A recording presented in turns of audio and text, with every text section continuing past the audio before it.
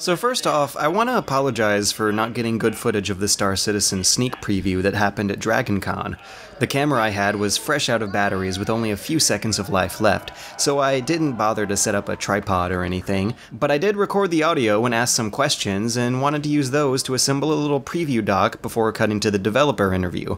But another reason why I wanted to do this is because Star Citizen is a project that might fall victim to being overhyped. They just reached $17 million in crowdfunding, which is leagues above other crowdfunded games and maybe even crowdfunded projects in general.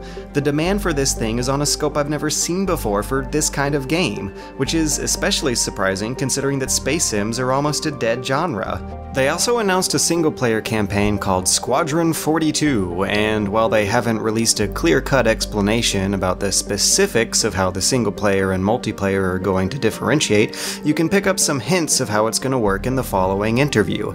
It's sounding like you're intended to play through a military-themed single-player campaign by yourself first, before your character is released from the military and allowed to run around on their own. You have the choice not to, but there are some key decisions you can make in that campaign that affect your relationships with the factions in the multiplayer, as well as determining what resources and perks you come into it with. So there is a single player that develops your character, but the multiplayer game plays the two roles of being both the endgame and the main experience. And like a lot of upcoming next-gen games, Star Citizen's multiplayer is going to be seamlessly adding other players from your friends list or your region into what they call a dynamic instance of the universe. Kinda like Dark Souls, but with less menu prompts, or like some of the stuff we are seeing The Division do. And though it's a multiplayer dogfighting flight sim at its core, there are going to be some other merchant classes of ships that aren't as strongly focused on combat. One of the things they talked about were a few Millennium Falcon-style ships that had multiple turrets for co-op gunner play. So you have all these players dynamically connecting in and out of other players' games while flying around an open world completing missions with NPCs and stuff. But there's a player-driven economic aspect to it. Keeping your ship's supplies stocked up means managing a competitive economy either with or against the other players. And there's also an interesting navigational trick to finding new star systems that requires players to seek out specific jump points. Apparently, these can be hard to find, and again, the specifics are vague, but there's going to be a degree of skill to discovering those jump points. They take a trained eye to find, and once someone uses them to jump to a new location, they get to be the first to name that location for everyone else. I'm a fan of old school space sims, so I'm pretty excited about what they've got here, especially stuff like the detailed cockpits or the walkable hangars and planetside locations. They've even built a first-person shooter into the interface to allow for boarding actions, but it's the multiplayer elements that make me nervous. I hate to admit it, but I haven't genuinely enjoyed any MMO across the entire genre. Now these days, the Star Citizen people have been going pretty far out of their way to say that it's not an MMO, but a lot of people tossed around that term in the earlier days, and their dynamic multiplayer instance system does blur that line. And I just don't think you can craft the kind of intimate, detailed story of, say, Wing Commander when multiplayer stories always have to compromise to make room for their multiple player protagonists. I'd love to play something with the quick lethality and fast pace of something like TIE Fighter, but MMO combat is almost always pretty gimped to compensate for the latency issues of having hundreds of players connected to one server, and I see a lot of co-op games usually feature some kind of illogical or wonky rules to force people to work together. But that hasn't stopped the hype, and this is a very different kind of hype than what I'm used to. I wish I had video of this, but I was talking with the guy next to me in line, and he said that he had pledged over $5,000 to this project. The person next to him said he had given $80. That made me realize two things. Number one is that I definitely picked the wrong job, and number two is that people really, really want to play this game. It might not even be a lot of people. With pledges that high, that $17 million could have just come from a small niche of fans who happen to have a lot of disposable income and an overwhelming desire to see this project happen. Space sims died out over the last decade, but it's a genre that includes some of the best games of all time, and to say that these fans are dedicated to seeing that genre return is an understatement. They've made a huge investment in it, they're financially committed to it. So without further ado, here's the interview. Hello and welcome to Bunny Hop. My name is George Weidman and I have with me Dave Haddock, who's the writer on Star Citizen. Could you very quickly tell us, what is the story of Star Citizen like? Well, the story is still under development, but is basically being built as sort of a persistent universe where players are given the opportunity to sort of actually transcend the sort of class, skill-based thing and basically kind of seek out the life that they want. So as it stands right now, we have basically a single player and a persistent universe type experience for it. The single player, as many people are familiar probably with Chris Roberts, the Wing Commander creator, is very much in line with that sort of this very kind of structured, narrative, single player, military storyline. But it's also an MMO. Yes. Yeah, it's sort of a weird hybrid of the two. Because, you know, ultimately what happens is when you enter into the game and you create your character, you're sort of given a choice where you can enter into the military for a tour or enter out into the persistent universe and just kind of, you know, try your hand at trading or pirating or whatever you'd like to do. And if you play through the military campaign, you basically go through the structured storyline, and then at the end of it, you muster out into the persistent universe and then seek your fortune. And you know, by that point, you'll have some credits and you'll have your ship from the starting package, and then you know, you're sort of left to your own devices. So how much crossover is there in between the story of the single-player game and the multiplayer one?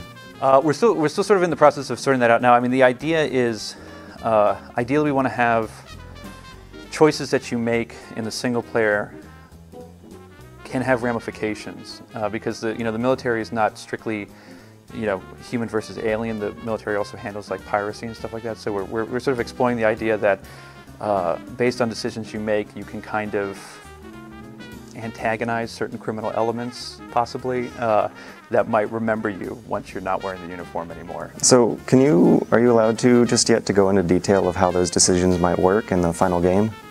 I would be hesitant to, just because so much can change. But for example, one of the things we've been discussing is obviously wingmen are a very important part of like the Wing Commander series, and so we're sort of spending a lot of time kind of crafting interesting personalities for you to interact with, for people who are all having their own storylines that develop as the story goes, and based on your interaction will help dictate where their kind of story goes.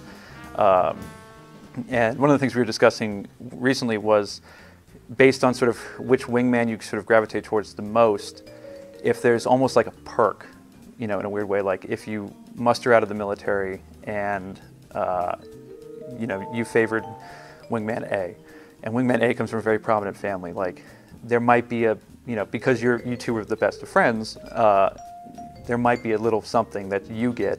And that carries over when you go once online? You get out. It's like, hey, if you need a job, call up my family and maybe they can hook you up with something. Cool. That cool. sort of thing. Very So cool. Again, it's all very up in the air because we're still, in very active development. So, but that was sort of the idea. Like we wanted to feel that there is a crossover, that what your choices do have consequences, and it's not just sort of single player, and then persistent universe. And speaking of which, when writing out the lore of this game, are you planning on having a persistent player-driven storyline, or is it all going to be structured coming out of you?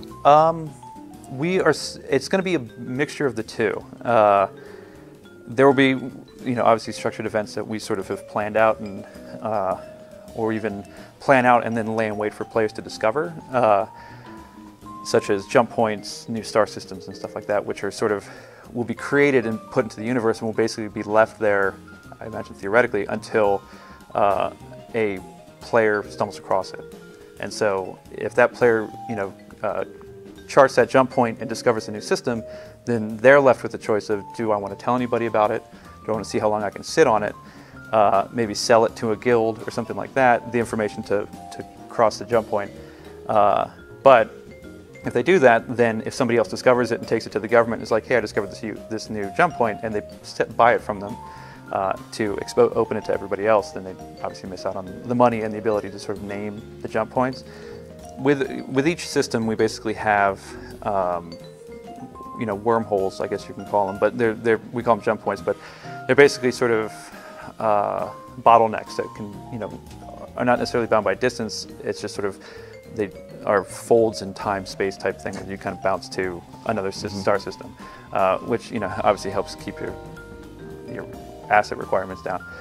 As for the size of the star system, I'm not entirely sure. They're going to be pretty big. Like it's going to take a little while to traverse them, but yeah, I think there are 100 I think we promised over 100 systems. So, and that's some obviously that's alien, that's some undiscovered, that's some alien ones that you probably don't want to go into very early on in the game because you'll just get attacked a lot. Part of Chris's vision was to have almost, monthly, maybe weekly, bi-weekly updates to keep expanding, from our end, our structured stuff into the universe as updates, and not just sort of like the World of Warcraft, like every 2 or 3 years come out with a new. So one thing I've always wondered is how game writers like divvy up the task of writing games. Yep. Like I know in Bethesda and Arcane they have like individual writers assigned to individual missions. Okay. And I was wondering how you guys do that process of writing a whole game. Well, hopefully we will. Right now it's me and one other guy. So,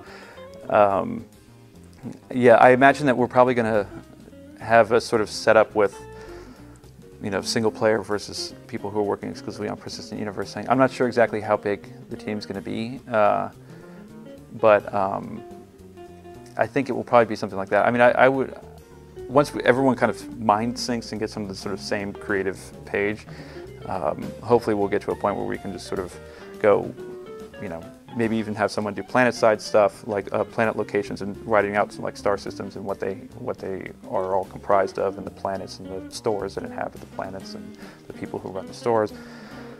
How far along are you guys? Well, we just released the hangar module a couple days ago, so we're moving forward from. So that was sort of the big thing. We're moving forward into developing the dogfighting aspect to it. I mean, meanwhile, I'm working on the single-player storyline, juggling that with fleshing out the universe itself. So writing out all the star systems and figuring out what kind of planets there are in each system, and then with obviously the stores, people who run the stores. And what inspired you the most when writing Star Citizen? Any particular like tone or setting you're trying to evoke? The early discussions, there was a lot of comparison to sort of the beginning, like the fall of Rome, the ancient Roman Empire, was sort of the basis. And so when we were initially talking about it, we went through a lot of books and looking into that sort of the historical events of that, and to create, because actually the first thing that when Chris and I were talking about it was working out the timeline.